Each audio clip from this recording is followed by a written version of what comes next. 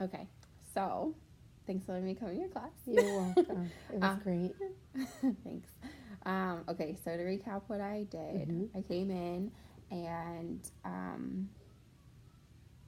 I introduced the two suffixes that we were going to have the kids do to work on ER and EST. Mm-hmm. So I had the kids come to the front and we compared sizes between two kids so that they used ER and then three kids EST. So we reviewed when you compare two, we use this suffix, and three, this suffix EST.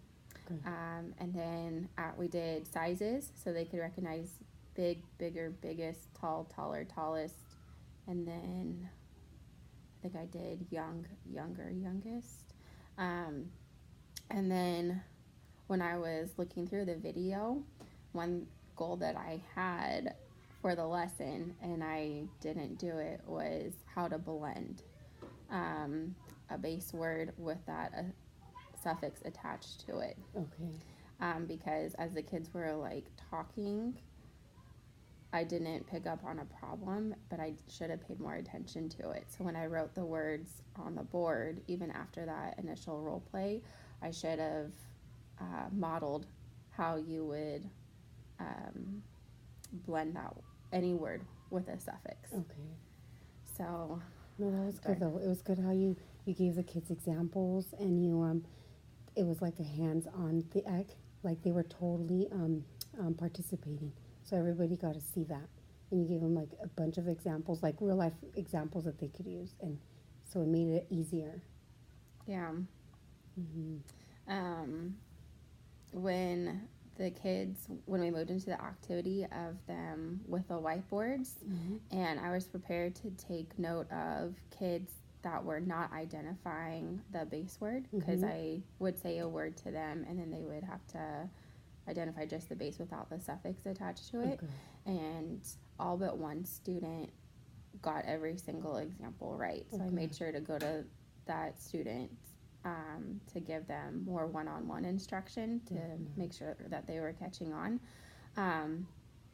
And so I have a feeling that they were familiar Mm-hmm. with this suffix before. This wasn't like introducing it to them. Mm-hmm. But one of the things that I would need to consider, like if I was reteaching it or following up the next day, Mm-hmm. the kids who would need more support. But I realized after the lesson that the kids that would need more support are the kids that are pulled out at that time. Okay, definitely. So for Like special programs like speech or special ed. yeah, so when you are like that falls in your language arts hour, Mm-hmm.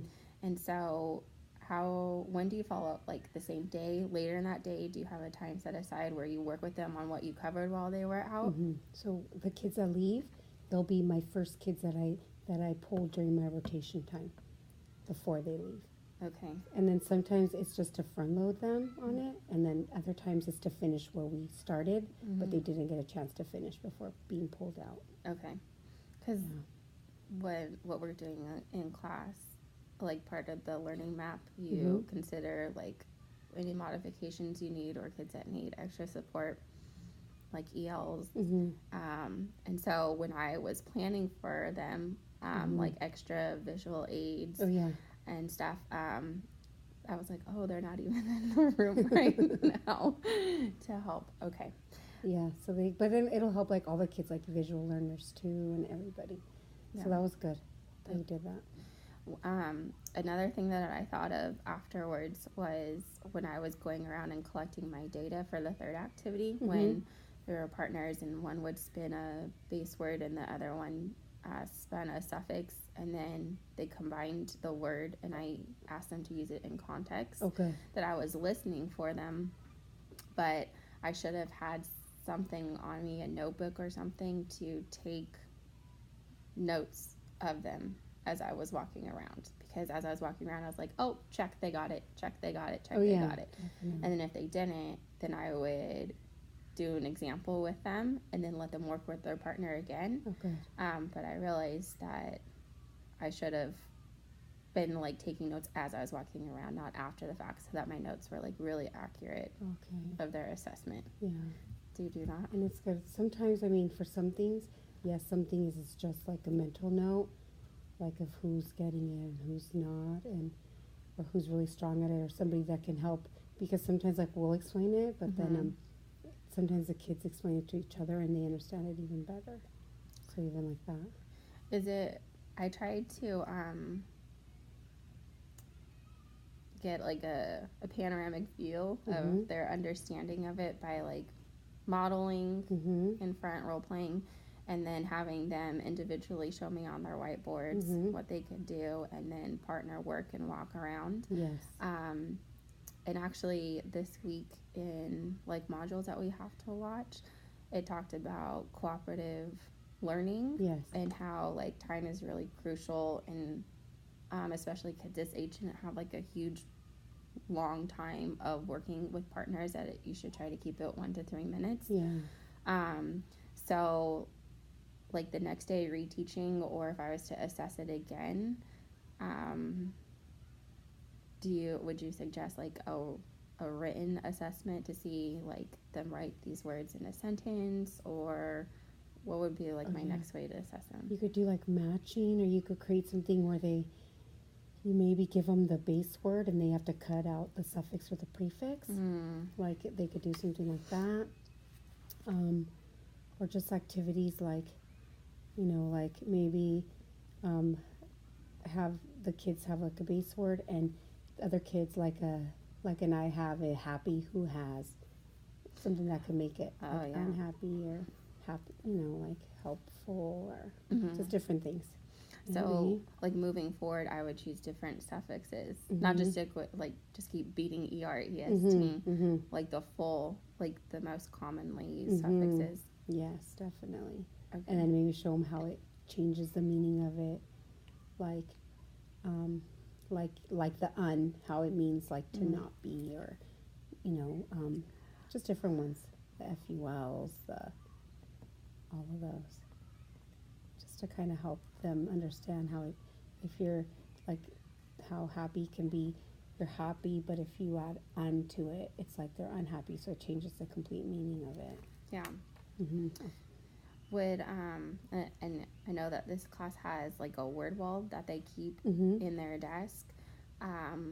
Would there be something like to get them like to write down, if I define the prefixes and the suffixes for them, or would it be good to put it like on a anchor chart around the room for them to refer to? Yeah, or maybe in their writing journal, like in their writing folder, they could keep a page in there, like I put like a clear page of things that they need, like for editing and stuff like that.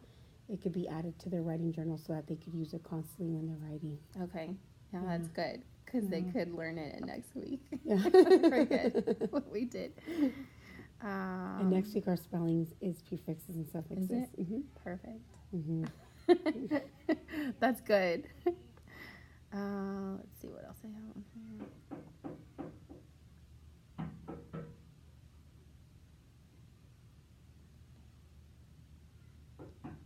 Okay, the question is, which additional differentiation strategies and multi-tiered levels of support will you consider? I'm sorry, what was the question? It's sort of knocking. It says, which additional differentiation strategies and multi-tiered levels of support? Okay, so you could do like for the kids that are visual learners, like showing them examples of it. Like it could be like a word, like if you're talking about unhappy, like showing them the picture, or somebody being helpful, just especially like the EL kids or the visual learners.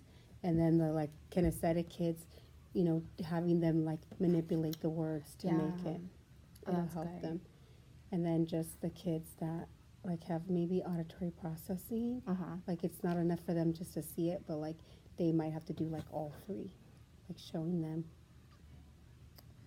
That's good. We did see videos of teachers that have letters and stuff, and just how to manipulate words. And like before this program, I just thought of manipulatives, like I related it to math. Okay. Oh yeah. But it's definitely so beneficial with the words. Oh, definitely.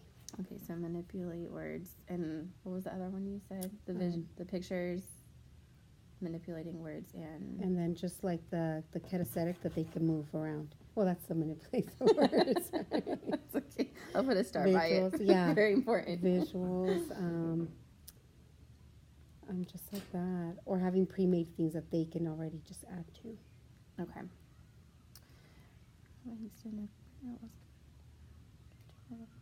Okay, yeah, and the last part that I need to go over is UDL and multiple means of engagement. So that's why I tried like the game, Mm-hmm. role playing, and writing on the whiteboards. Mm-hmm.